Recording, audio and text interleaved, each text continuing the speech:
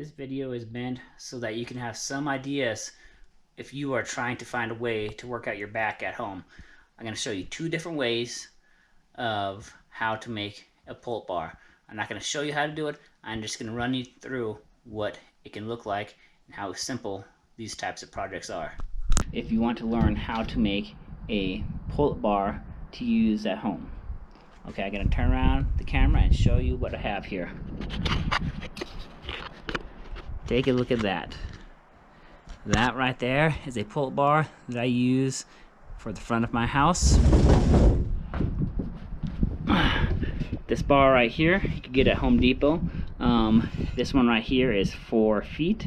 So I had to buy an 8-foot fence post.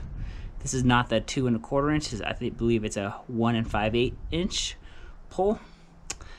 Attached right here is a Simpson tie for fence posts. And right here I have two lag screws. These lag screws right here and here are 1 1/2 inches. So there's 2 up here. There's 2 down here. And then on the other side, there's the same thing. We have 2 lag screws top and bottom, and another Simpson tie right here. And that right there, 1 5/8 inch fence post. This fence post, you can have them cut at Home Depot. They will cut the pipe for you, and you can take it in 2 pieces. You'll have 2 pull-up bars. Fence posts are obviously in the fencing department. The lag screws are in the screws department at Home Depot. Make sure though, if you get these lag screws, you pre-drill that hole 1 1/2 inches deep, so that when it goes in there, it won't split your wood. So this is if you have 2 beams coming up that attach to your house like I do. Okay. This is another idea for you guys if you wanted to make a pull bar at home. Right here I have my pull-up bar.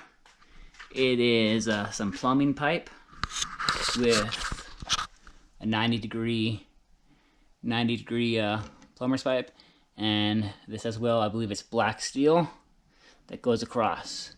And right here is about 2 1/2 inches of pipe, and right here I have a flange right there that has 4 3/4 inch screws in there across a beam on the other side as well.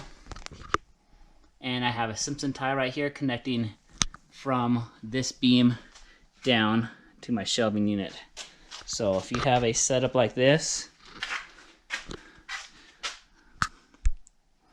this is something that you can